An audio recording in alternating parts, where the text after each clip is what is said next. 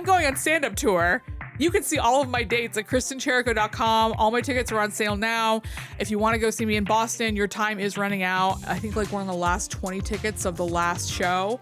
But yeah, please come see me. I do meet and greets, and I'm cool. And I will be hosting for her show in San Diego on March 1st. Yes. There's like a ton of pictures of Hudson Williams and Kaya Gerber together, and I was like, it's just, you know what it is? We get it, you're hot. We get it, you're hot, and like, what else? Yeah. Like, do you do anything else? Can you juggle? Yeah.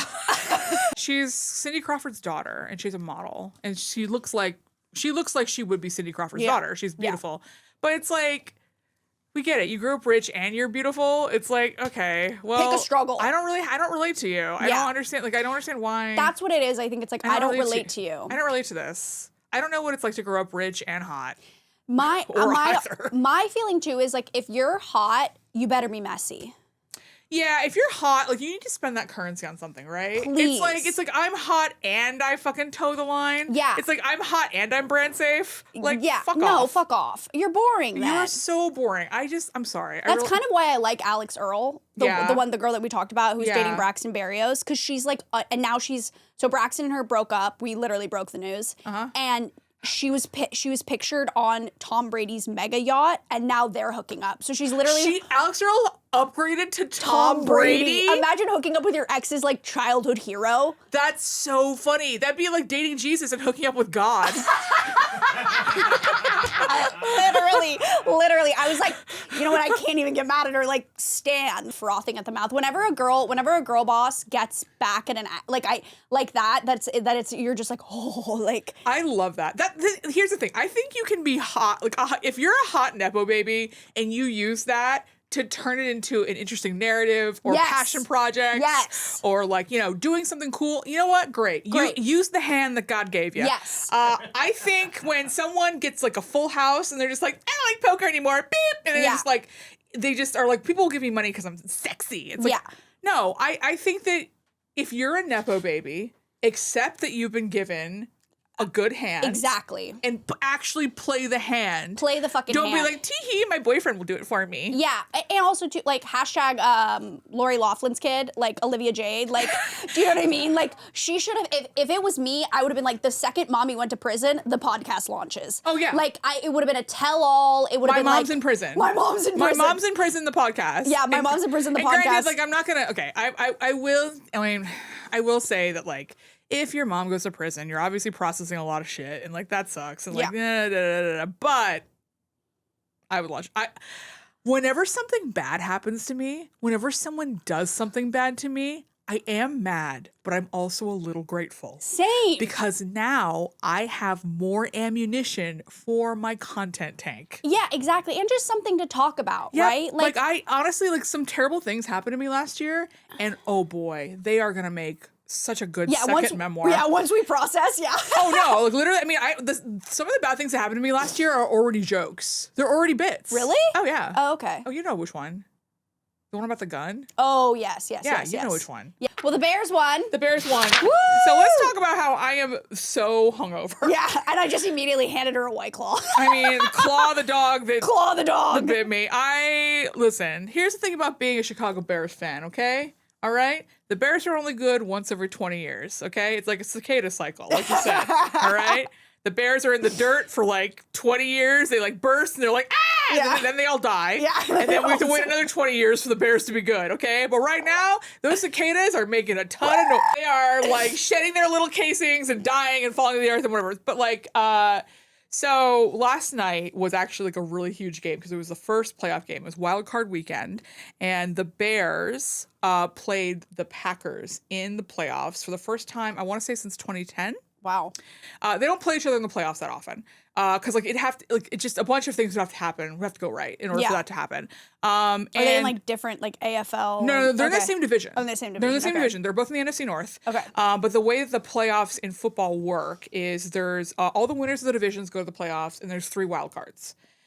So basically, it would have to be a situation in which both the Bears and the Packers were doing well in the same year, and the Packers were doing like well enough to make the wild card. And also the seeding had to work out too. So like the Bears had to be doing so much better than the Packers. So the Bears hate the Packers very much. We hate each other so much. Rival teams. The oldest rivalry in the NFL. Oh. It is like a 75, 85-year-old rivalry. It is, yes. Oh, interesting. The first Super Bowl was Packers-Bears.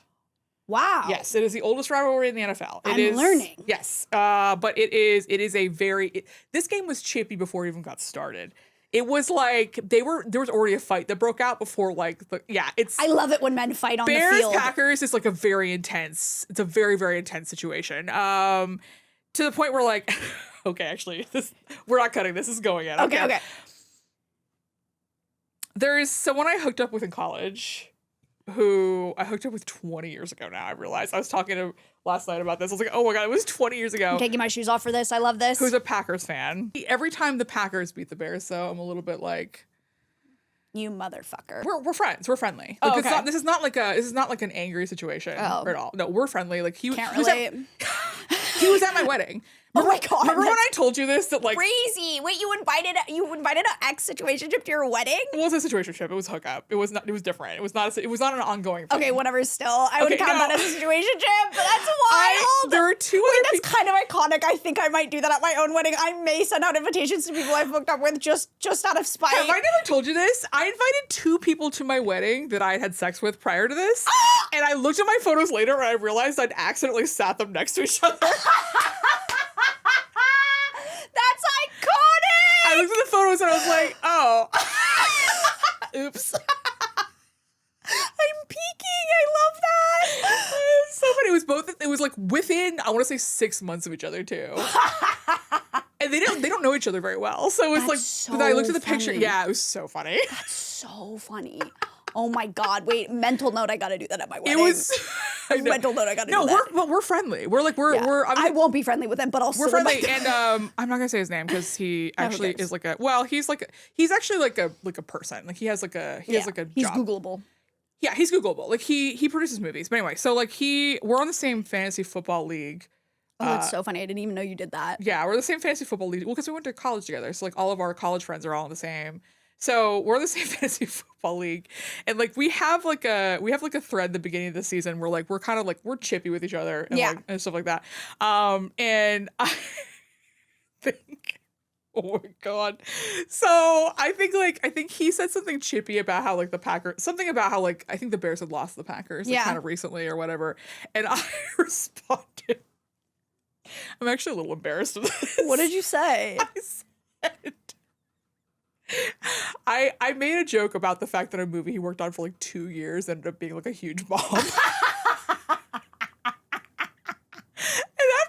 after I sent the email, I was like, was that too far? Wait, you sent it via email? Oh yeah, it was like in the group email. It was in the group email. And I was like, was that too far? Afterwards I was like, I think that was too far. Wait, that's actually even funnier that it was via email. That's so funny. It was via email. I was like, fuck. I was like, I think that was. I turned to Brie, to my wife, and I was just like, was this too far? And she was just like, I mean, a little. And, I was like, and then the commissioner of the league texted me, and she was like, what the fuck? And I was like, I know. I'm sorry. Look, it gets heated. It gets heated. It gets heated. It was mean. I feel really bad. It was not. Public apology. I'm sorry. Public apology. I'm really sorry I did We're that. sorry. Public apology. We'll clip it and you can send it. I'm so sorry. I feel really bad about that. Honestly, that's like. That's not even that bad. I was just in the moment. Yeah, but like the commissioner Andrew, he was just like, he spent years of his life on that, Kristin. I was like, I know. Yeah. I feel bad. Hey, a good roast joke usually is based in truth. I know. It was so awful. It was bad. I feel bad. I still think about that. Anyway, see, we have plenty of things to talk about. I know we were worried. We were even worried. But I think we should start with toxic trait. Okay. Yeah, okay. So I asked you a question the other day. It's what's your most toxic trait that's actually not that toxic? You go first. Mine is that if ever I see like women like out in public or like at a bar or whatever taking pictures of each other and I know it's not going to turn out well, I will barge in and art direct that entire situation. That's just called feminism. I will be like, excuse me, I do this professionally. Yeah. There are so many photos of women whose names I don't know in my phone. That's and so I funny. realize when I say that sentence out loud, it does not sound good. But it's called being like that's sisterhood. I know, but I'm definitely nosy. We'll go see. Like the other day, I saw someone who was like taking pictures half in light, half in shadow, and I was like, I literally was like, "Hi, can I help?" Take a step to the left. See, now like it's all soft light, and like it's gonna turn out better, and like it. But yeah, I cannot watch people take photos that I think are going to turn out bad if I've been drinking. If I've been drinking, I'm like, oh, if I'm sober, I'll do it. oh, if I'm hammered, I'm taking. And also the thing is I usually have the best phone because like I use my phone professionally. Yeah. So I have like I update my phone frequently. So I'm like, here, I'll just do it on my phone. I'll airdrop them to you. Yeah. And so I just have, oh my God, hundreds of photos on my phone of women whose names I don't know that are beautiful, that are like glowing and they look so. But yeah, I'm a little nosy. I'm sorry. So if you ever see me in public and you're taking photos that like I'm gonna take over. I do. Okay, I have one that's piggybacking off this, and then I had the other one that I told you. Yeah. The piggyback one is I do the same thing, but I'll take it even a step further. Yes. In that, I'll edit those photos for those women. Oh, that's nice. I don't do that. I don't offer that service. And then I'll send it to them. I go, hold on, let me put it through my filters, boo. Put it through my filters. And I'll do this for strangers. I'll do this to my friends. I do this for everybody. Every photo I have ever put on the internet of me or my friends, I put that bitch through Photoshop. You're good. So I think you're really good at face tuning photos. Oh, I'm a magician. Because no pun intended. You don't make me look like a yassified clown. Like I think that like you're really good at making me look like I actually look like, but like just a little sharper. Exactly. And I appreciate that because I don't like looking like. No, I mean that's the thing about editing is like it's all about what you don't edit, right? Yes. It's like similar to media training, right? Yeah. About what you don't say. It's about what you don't edit. Like Exactly. if you look too insane, if you look like another race, like that's not you. Like, you know what I mean? Like if you've changed your skin, like hashtag Ariana Grande, like, do you know what I mean? Like, you're like, girl, that's not you. Like we know that's not what you look like. Like, like, so I always am like I'm very specific about how I face tune. I make sure that like it looks like you, it looks like your skin tone, it looks like the way that your face looks when you see in person. It's just like the light is fixed, right? Yeah. Like your It's a little sharper, it's a little sharper, little cleaner. a little cleaner. Like it's the way that like you would be in a magazine because like magazine photos. I know. I realize we all know this, but I need you all to really understand this. Magazine photos are all extremely edited. And they're so edited, but they're edited in such a way where they don't look edited. Right. And so it's really easy to look at them and be like, why can't I take that photo? Yeah. Because you don't have like the greatest photo editors of our generation working on your photos. And this is also too, like, I'll do it on my phone. Like, I'm not going home and I'm like putting it through like actual Photoshop. Like I have apps on my phone that I'll like do it with and I'll like run them through a few different apps. Like those ones in the magazines, like those are on Photoshop. They're like zooming in to like the 1,000th of a pixel. Clean it, make pores smaller. Exactly. Like yeah. So and those girls don't look like that in person. Like that's why whenever I echo this, because I feel like women will see models and stuff in magazines and they're like, God, they're so naturally beautiful. She's not wearing any makeup. And then like if you live in LA and like you go out and about, you'll see those women in the streets. And they are beautiful. They are beautiful. But they do look human. They look like human beings. Exactly. Yeah, that's a great way to put it. Yes. Yeah. It's not, they're of course stunning individuals, like, you know, genetic anomalies, but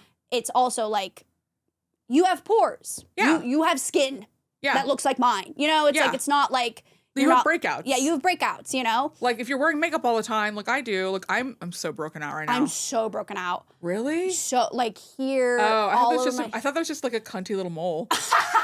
Dude, I know. I kind of want to start putting little cunty moles on. I thought that was just like a cunty little mole. I truly was just like, oh wow. No, I've had to actually go on like acne treatment. Like I had to go to a dermatologist and like get on like spirulactone and like start using like all these new stuff. Oh, you take like, Spiro? Now, yeah. I take Spiro too, but I take it because like my ovaries don't work right. Oh, really? It's for that too? Yeah, Spiro is HRT. Spiro and progesterone are two HRT drugs. That actually the joke that I make is that like in the very beginning of Bree's transition, we actually took the same drugs. That's so funny. In fact, to this day, like she has like leftover Spiro and progesterone. Sometimes if I run out, I'm just like take my girl M&Ms. Yeah. I should probably ask more questions about the drugs they put me on. I'm just like, well, Spiro is also used for a variety of things, but like it's to balance hormones so that you don't like. Because I've been just like for some reason in the last like I would say year and a half too, probably has to do with what you said about wearing more makeup now, like now that I do the podcast and stuff, I've started to develop like really intense hormonal acne like on my chin. I get bad on my chin too. Really bad. And it's honestly I finally went to a new dermatologist and they put me on like all these different like sulfites, solimate stuff, cleansers, shit, and then like, sure, yeah, whatever. I did a face mask this morning because I was just I woke up and I was like, uh-oh. It's crazy how like this is not a humble brag, but like more just like a shit changes when you're older. But like when I was younger, I really didn't struggle with acne because it is genetic. Like both my parents don't have acne, and then now that as I've gotten older, like it is something that I've had to be like, oh wow, like you can't miss a day of not cleaning your face. Like you will break out. Oh my like, gosh, yes. If you sleep with your makeup on, like you're fucked. Oh like, my gosh, you used to sleep with your makeup on? I didn't ever sleep with my makeup on because I have a texture thing about leaving shit on my face. Same. But I would not wash my face every night, and I would be okay. I'd clean my makeup off with like the makeup wipes, but I wouldn't like double cleanse. Now I obviously don't use the makeup wipes. Strip my skin to no end. Yeah, like live your life, but like the texture ick I just got from that. Yeah, the texture ick. I couldn't sleep with the makeup unless I'm like drunk at a guy's house and I'm like, I'm gonna fucking wipe all my face all over your pillow. I don't really care. But like otherwise I'm coming home and I'm washing my shit off. And if we're seeing each other consistently, I will be leaving my makeup wipes at your house. Like, I have a story to tell that I just thought. What? So one time, like maybe 10, 15 years ago, I went on a date out here with a guy, and we watched some movie at his house, and I realized probably about 2 hours into this date that like I was done. I was done here. Yeah. And he at the 2 hour 30-minute mark was like, "Man, I can't wait to introduce you to my mom." Wait, this was a first date? This was a first date. It wasn't the first time we'd ever met. It was like, but still. But it was his first date, and I was just like, "Oh, woof, that's cool. I love that you have a mom. Yeah. Fun for you. How long has that been the case?" Yeah. And he like basically like tried to hook up with me, and I remember being like, what do I? And then I was like, I got it. I have to go home and wash my face, and it worked. Really? He's like, really? And I was like, yeah, it's just like, I have like a special, I have to like, if I just leave, I'll get like an eye infection. Men are so stupid. It's just a really, I'll get like an eye infection. Well, also he was being like really pushy about having sex. And I was just like, no, you don't get the truth anymore. You get lies. Yeah.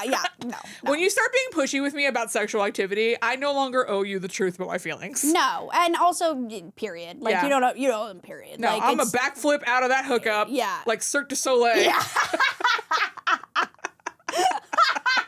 You're like, bye. I'm like, bye. Back handspring down Micatularia. Rubber Street in Silver Lake it was. I don't even know. Oh, biggest red flag. He's in Silver Lake. Well, yeah. Okay, wait. My second most toxic trait that is actually not toxic is if my friends go on like a first date with a guy and they can't find, I told you this, they can't find his Instagram, I can find this man's entire life. I can find his entire digital footprint. You're really good at that. Like, if I give you like a name and like... a name, where they graduated, and like a general occupation. Yeah, I can find them in probably an hour. I want you. Okay, so I want to give you the information of like the teacher who groomed me in high school. Oh, I could find him. Because I want you to see if you can find him. Oh, I can find him. Because I can't find him, and he's like a ghost. I can't find him anywhere. Oh yeah. After this, give me his name. I'll find him. Yeah, I'll find him tonight. Really? Oh yeah. He's a really basic name, is a thing. Doesn't matter.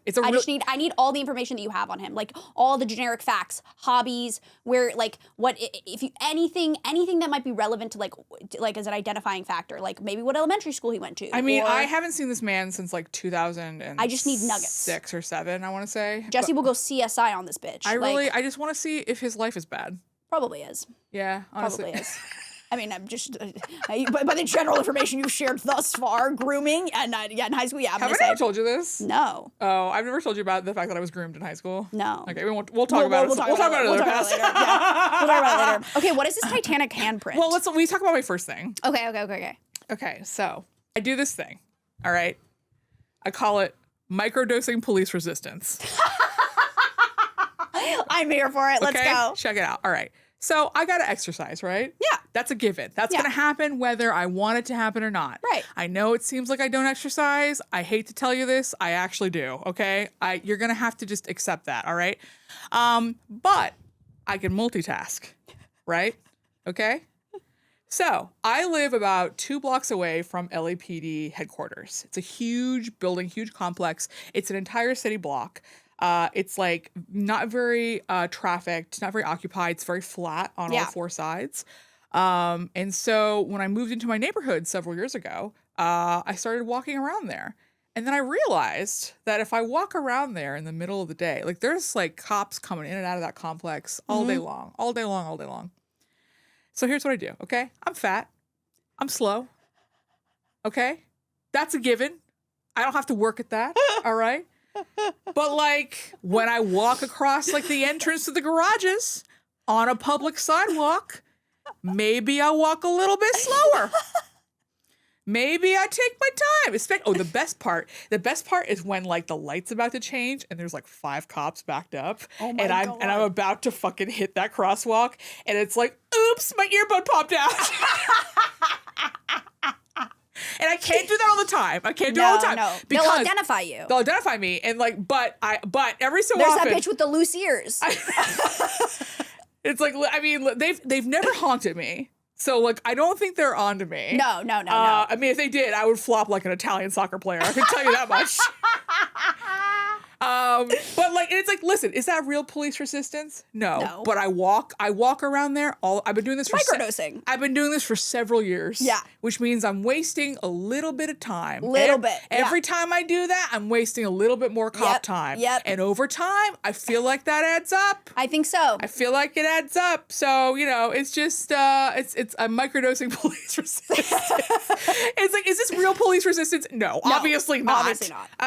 But, you know, it's like I got to exercise anyway. Yeah. Like, it's, I love a dual efficiency. I mean, here's the thing: is it? I used to be like, are they gonna figure out that I'm doing this? But like, it's been like several years. No, they're not gonna figure It's been it out. several, and also I'm fat. It's like, what, you're gonna be mad at a fat person on a public sidewalk? We're not hiring who looks white. Yeah. Like, it's like, yeah, obviously, you know. Like, I mean, we're not hiring the brightest. yeah, like listen, I realize that like no one is safe under the police state that we live in, and like, but like statistically speaking, I'm still very unlikely to be harassed by the police. Yes, I understand that. Yeah. I am about as oppressed as you can be while still looking like this. So I might as well take advantage of the fact Fuck yeah. that I look like this and just waste a little bit of taxpayer time. A little bit of cop time. Yeah. Just a little bit of cop time. So anyway, that's the fun thing that I do. I love that. I love the idea of you just going like, oh, my AirPod. Like, and just not like, all the like, time. Can't do it all the time. You can't do it all the time. Especially, you gotta do it on special occasions. Special occasions when there's multiple. When there's a big bang for my buck. Yes. When I know. When the ROI is high. When there's a lot of cops coming and going. Middle of the day, it's lunchtime. Oh yeah. You know, it's like, what are they, I mean, they don't do anything. No. Like, not yet. Not yet. I mean, listen, here's the thing. Yeah. I don't know. Like, I thought about this recently because I was just like, are they gonna like eventually get mad at me for this? And it's like, you know, honestly, and I realize this is like maybe my passive suicidal ideation. Clicking it, maybe it is a little bit, but I'm just kind of like, you know what?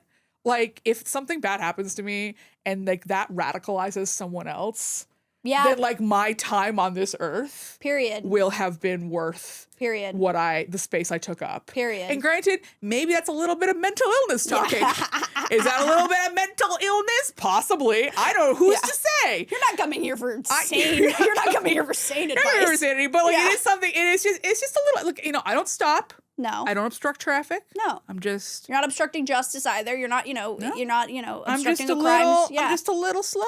Yeah. I'm just a little slower. Just microdosing Just resistance. microdosing that resistance. So anyway. I love that. That's so funny. That's probably a bit. Yeah. That's just gonna earmark that one. All right, earmark it. Do you want to talk about Titanic handprint now? Yeah, Titanic handprint. What is Titanic handprint? Okay, have you seen Titanic? Yes, but it's been many years, so refresh me. All right. So I know the premise, obviously. Yeah, there's a boat at sea. Yeah. Oh, do you know the premise of Titanic?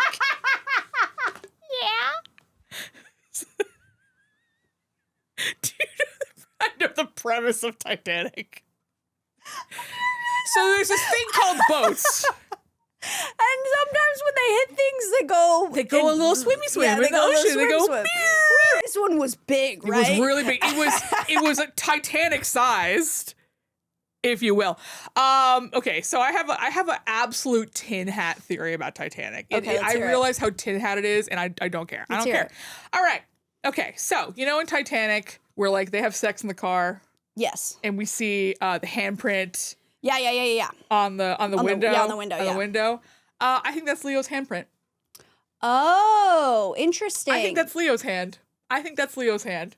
Okay? I think that if it doesn't make sense otherwise. No, you're right, because why else would they need, like, what you would need? It's why the would force. that be? Yeah. Why would that? So it's like, here's my thing. I think that Rose DeWitt Bucketer has experienced a lot of character development during that movie, okay? Yeah. She drank a whole beer.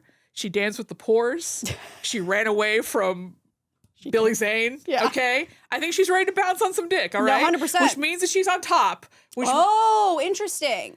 Which means that the person who's grasping for air at the bottom is Leo. Oh, yeah. I understand that, like, James Cameron would probably disagree with me. He can go to the bottom of the ocean about it. I don't care. But also, too, if you think about it, too, like, friction-wise, like Leo could be, like, holding even if he was on top, he could be holding the window in order to get more, like, leverage. I think that's his hand. I think they both have dainty little lady hands in that movie. I think it's his hand. I don't care. Yeah. I don't care. You could prove me wrong and be like, it's absolutely Kate Winslet's hand. I don't give a shit. Yeah, sound off in the comments. I don't care. I don't care what you have to say. You're wrong. I think it's Rose's hand. Sound off in the comments. I think it's Leo's hand, rather. Sound off in the comments if you think that's true. I think that's Leo's hand. I think that he got to be a little bottom boy for the first time in his life. And I think he's experiencing that subspace, okay?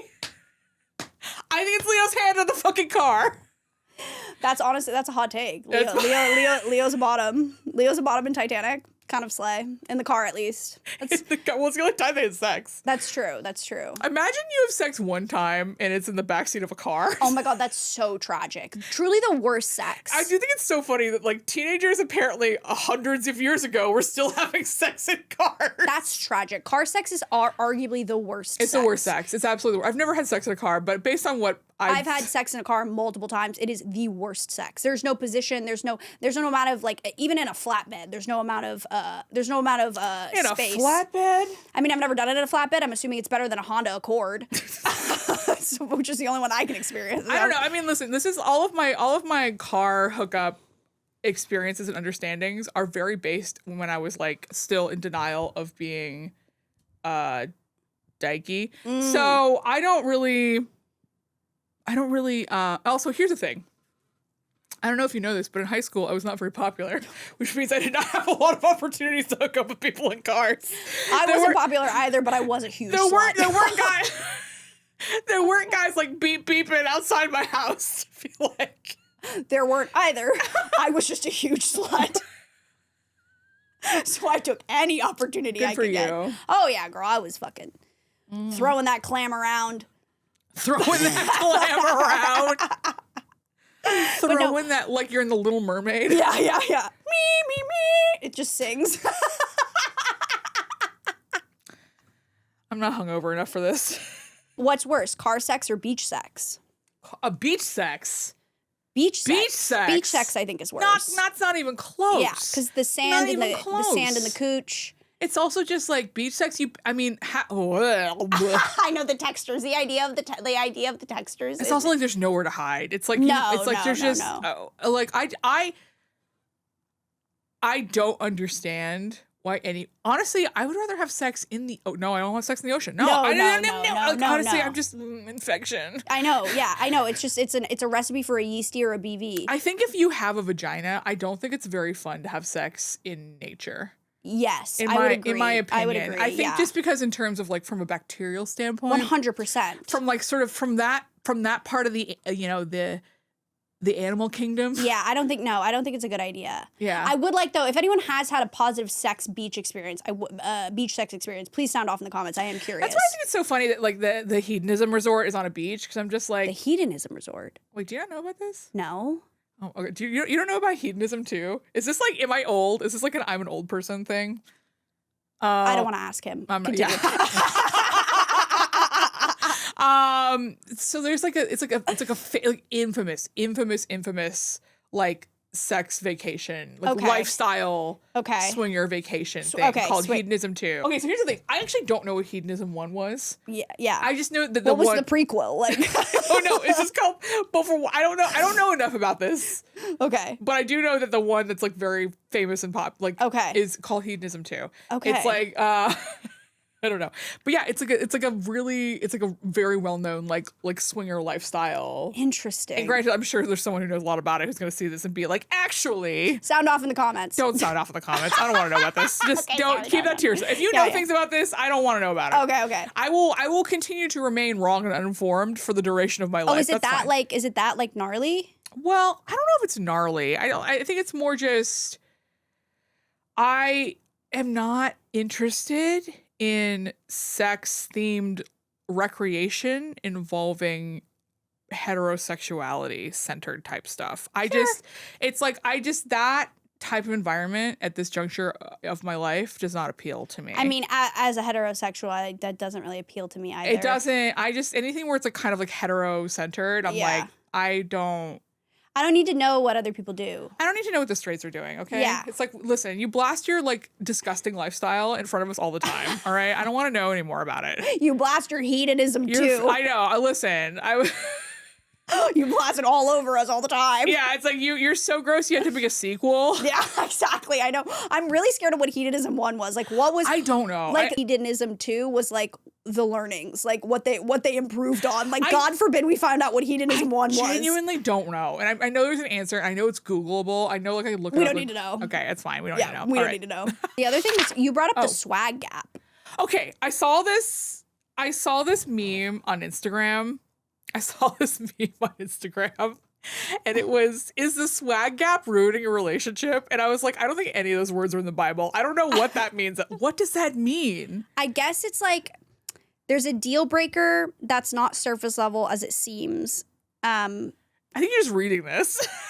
What is that? What's the swag gap? I think it's like the Riz gap almost. Like the two, like if you are in a relationship with somebody that doesn't I think the image that is conjured in my head is, you know, the image of Hailey Bieber and Justin Bieber, where Hailey's in that like red dress and he's dressed like he's just rolled out of bed in the sweater. Like that's the swag gap relationship, right? Like she's putting on, like she's dressed to go to this event and he looks like he just rolled out of a Dunkin' Donuts. Like, so, and it's like they're both going to the same thing, but like he doesn't give a shit about it and she does. And like that inequity of within a relationship where somebody is pulling themselves together, presenting more versus the other person who's just like kind of a bum. Like that's the swag gap within a relationship. Oh my God, that's okay. I was prepared to kind of make fun of this, but that is real. Yeah. That's a real thing. Yeah. As someone who is always the swaggiest. Can I say that?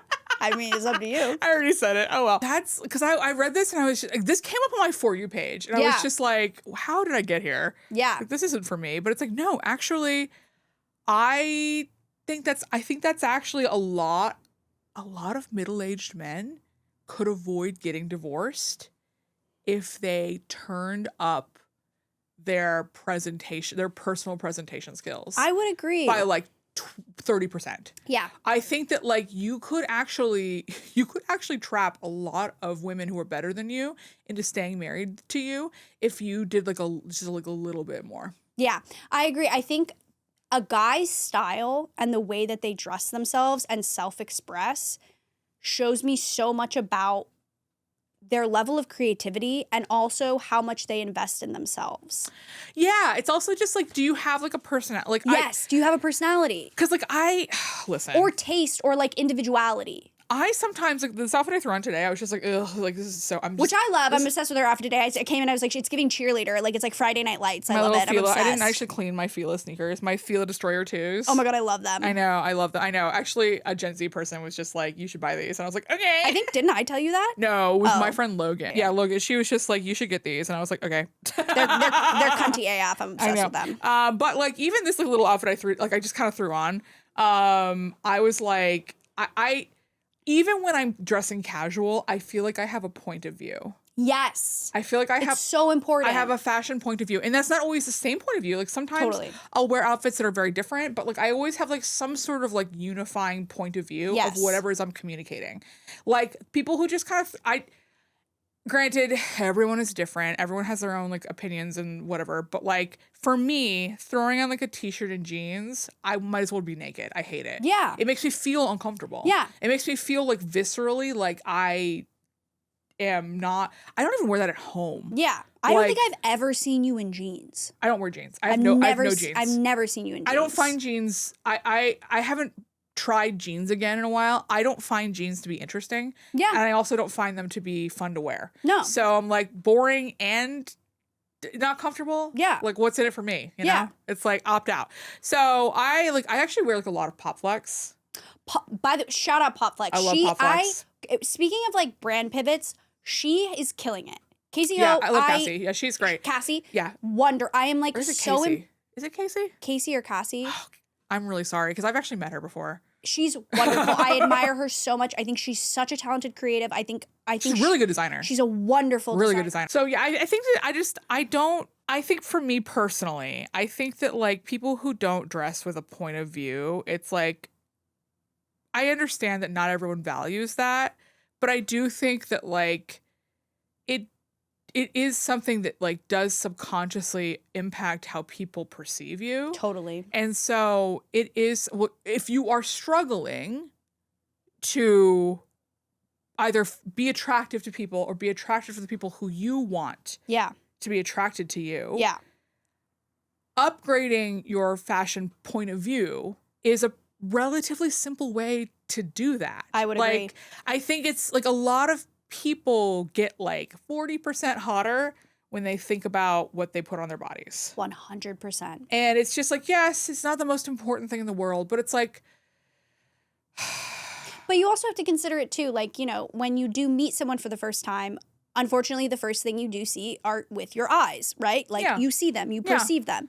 That's not to say you should make a value judgment on them based off that. But I do think it's important that, you know, we acknowledge that like we do live in a society where we are, first impressions are a thing, right? And I think the more that you can dress to, again, to your point, have a point of view, the better you can present yourself out in the world, even if you don't necessarily feel like, you know, you're the most confident in the way that you present externally. Having a point of view and a style reference can change that a little bit.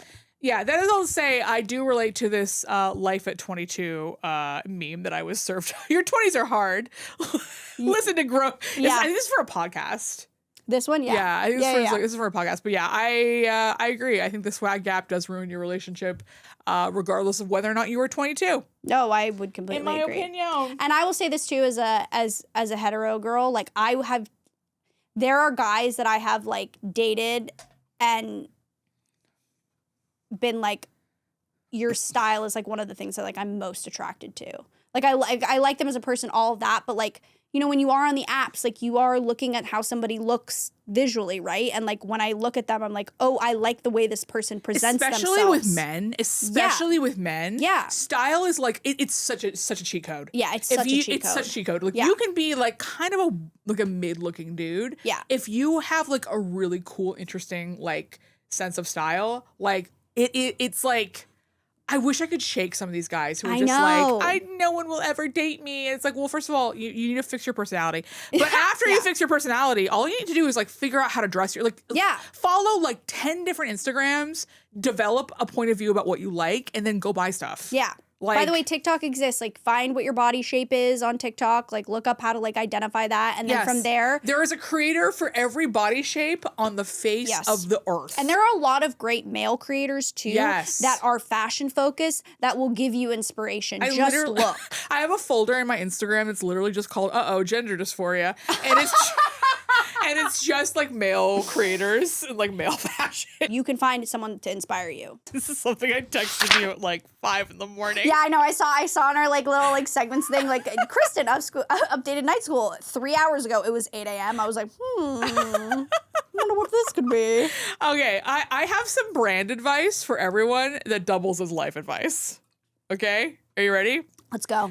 Women are the most important thing in the world. Yep. In terms of the foundation of both your life and your business. If women don't feel excited by you, you are fucked. Yep. And it's something that I realized at 5 a.m. because actually I was looking at a reel that was made by a male comedian who I really like, who is really funny. And it was a genuinely like funny like I laughed. I thought it was really good. Can you the name? Can you? I'll just say is someone who I think he's had some career success, but he has struggled as of late. And I just kind of was like, why is he struggling? Because because he's very funny. And he's cute. He's so funny. He's so cute. He's so funny. And I was like, what is the issue? And it's like, I think he just doesn't appeal to women.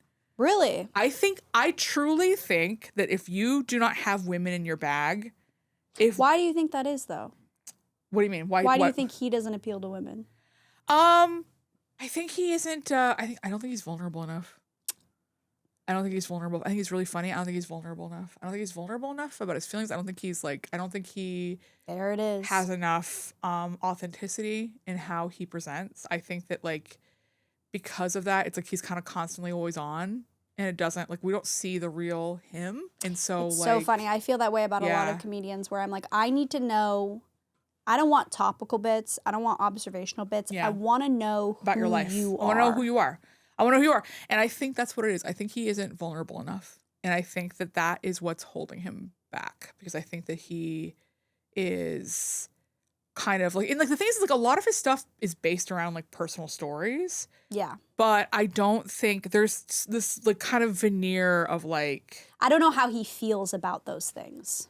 Yeah, there's do you know what I mean? Like, there's this. Do you know what I'm talking about? Because I told you in a part we cut. I told you who I'm talking about. Have you seen a lot of his stuff? Yeah. So yeah, he's incredible. He's incredible. He's incredibly so talented and multifaceted. I mean, he's incredible talent. Yeah, and he can't like I think he's like really struggling to like break out. Yeah. In a way that like you think he would by this point. And yeah, I think that like if women don't feel excited about you, you're in trouble. I think also, too, you just hit on it, though. If women can't emotionally connect to you. Yes. That, I think, is the big nugget. It's like regardless of gender, or, the gender of the performer or sexuality or expression, if you are not vulnerable, women who are incredibly, emotionally attuned, more than men. Socialized to be emotionally attuned. Yes, women are socialized to be emotionally attuned. We have the same, everyone can do this. Yes. Thank you. Women have a hard time connecting. I feel that way. I feel that way when I look at performers performers, creators, what have you. If I can't imagine who you are in the real world, if I can't get a sense of how you operate in the real world by your work. If I don't hear you say things that I feel like you might say to someone in their DMs. Yep. I have a hard time connecting to you. And like, granted, was that always the case? But no, it wasn't. But now it is. We live in that world, baby. Yeah. But yeah, I just think like even in general, if women don't fuck with you, that's a problem. Yeah. That's a real problem. And we've seen it with women that we know. Oh, for sure. Yeah, for sure. Like, yeah. Maybe one day for the Patreon. Maybe one day for the Patreon. We'll do a lore dump. Oh my God. You guys are so not even ready for it. You are literally not even close to ready for it. But you know what I mean? Like, we've seen it so close up where it's like, there is that like austere. If women don't fuck with you, there's a reason. There's a women don't fuck with you. There's a reason. That's the tweet. That's it. Yeah, like if I find out that you cannot keep female friendships for longer than like a year or two, that is the biggest flashing red flag. Yep. Because I have female friendships spanning decades. Same. Decades. Same. I feel friendships spanning decades. Yeah. Like. I don't like that's not whenever because I have OCD, I sometimes like gaslight myself into thinking I'm a terrible person. Gaslight myself into being like I'm actually just a terrible person and nobody likes me. And like the thing that grounds me is I'm just like actually I have friendships, solid friendships that are decades old. Yeah. And if I was a bad person, I would not have so many strong friendships that were that old. Yeah, and granted, like there's a lot of reasons why people might not have friendships that old, and but for me, this is a particular fact that grounds me in the knowledge that like actually I'm not a bad person. Yeah, because actually you wouldn't be able to have those relationships for that long if you were some maniacal person. But like I do think that is a red flag when people can't. Totally. When people cannot maintain the company of women over like a long time period. Totally. And I'll even say this too. I used to be of the mind where like if men had too many female friends, I was like, I don't really like that. But Oh, now no. I'm like, you must have Green flag. You must have Huge female green friends. flag. You must be able to maintain a relationship with a woman that is not sexual. Oh, yeah. That has withstood several years. The only straight men who are in my life, and like the only straight men who are in my life in a significant way are all men who have a lot of female friendships. Yeah. And like, because otherwise, like, listen, men aren't, if you can't be friends with me over a long period of time, I know who you are. Yeah. I know what you are. Yeah. Yeah. You little pervert. Yeah. You little deviant. You little fucking pervert. You little sex pest. No, but it is true. I think I completely agree with you though. Like Yeah. if you can't get the girls on your side. Yes.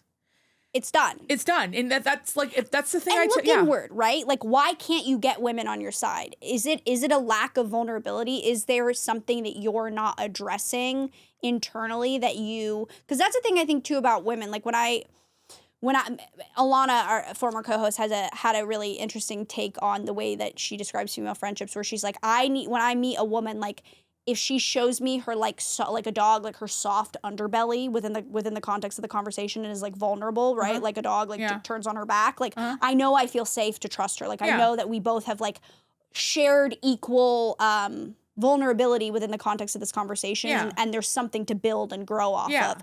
I think men struggle with that sometimes.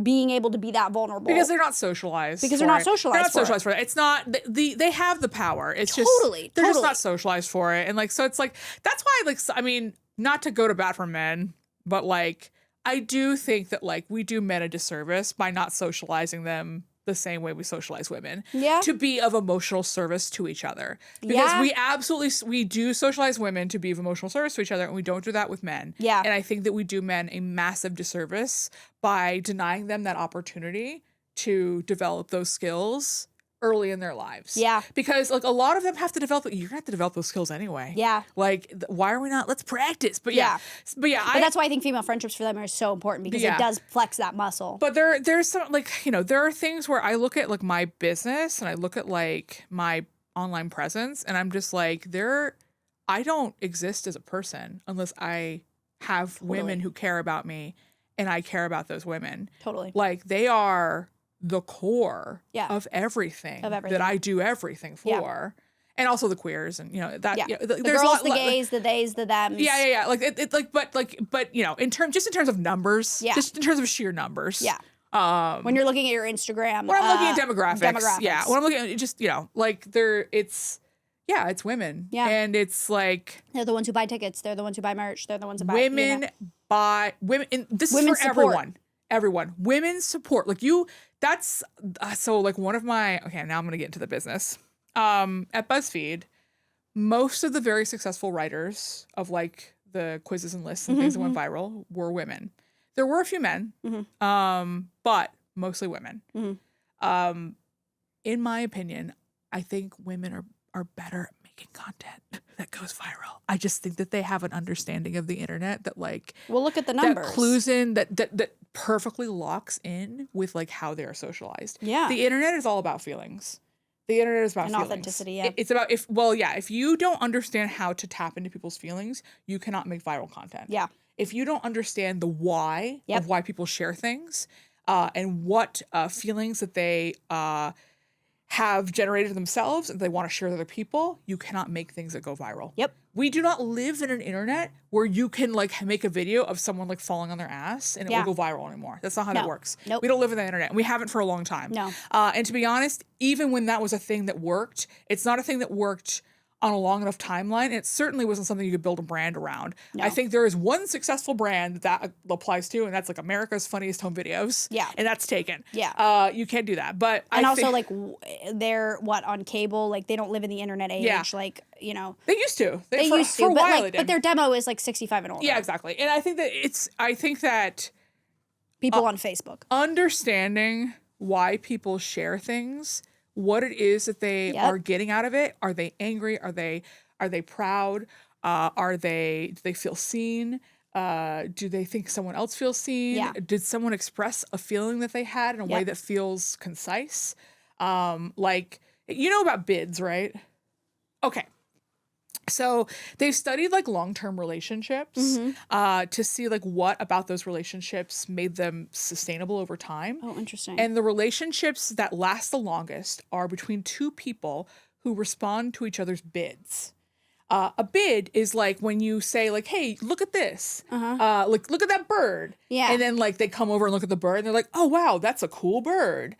That's a bid. Like a bid is like if I send you a meme that I think is funny or relatable to you and you respond back with like, oh my God, that's so cool. Like that's you responding to my bid. It's me trying to connect with you by sharing something with you. Interesting. Partners who don't respond to each other's bids almost always get divorced. Wow. Partners who routinely respond to each other's bids for connection, for attention, for understanding, stay together. That's why my parents work. Yes, it is. And that's why so much, in fact, I would say the majority, the overwhelming majority of the sharing economy is built around appealing to making stuff that people can use to solicit bids from other people. Wow. And will receive enough of a response from that other person where they might use it to solicit a bid in another person. The way. Yeah. That's what I mean. Basically, Twitter is just a long list of you soliciting for bids. Yeah. It's just you trying to get anyone on the internet to fucking be like, "You're right, girl." Like, yeah. But like that's so like we can take that psychology of how relationships work and we can apply it to the entire internet. Yeah. Because it's how every relationship works. Yeah.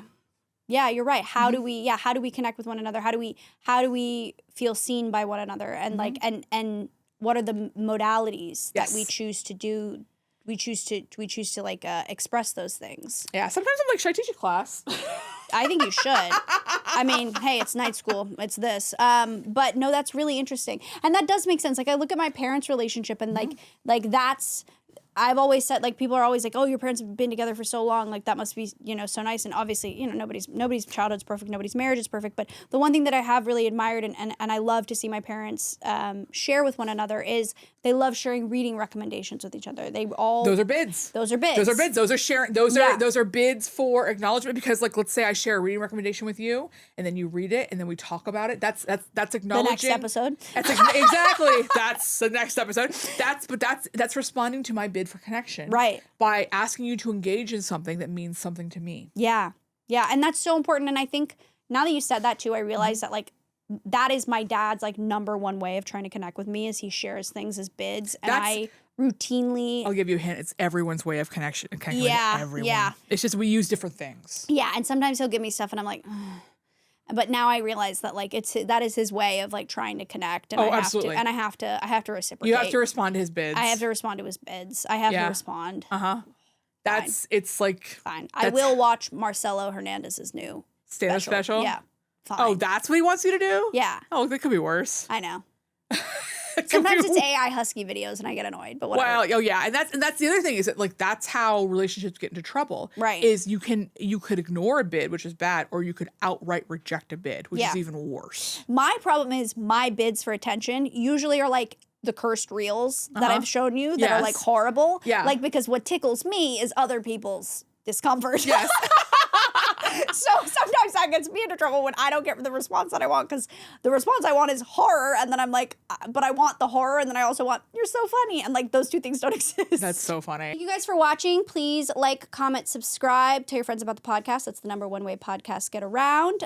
Leave us a 5-star review on Spotify or wherever you get your podcasts and drop us some advice questions. We're going to be cycling through those over the next few weeks. So tinyurl.com/nightsschooladvice and we'll see you guys next time. Bye.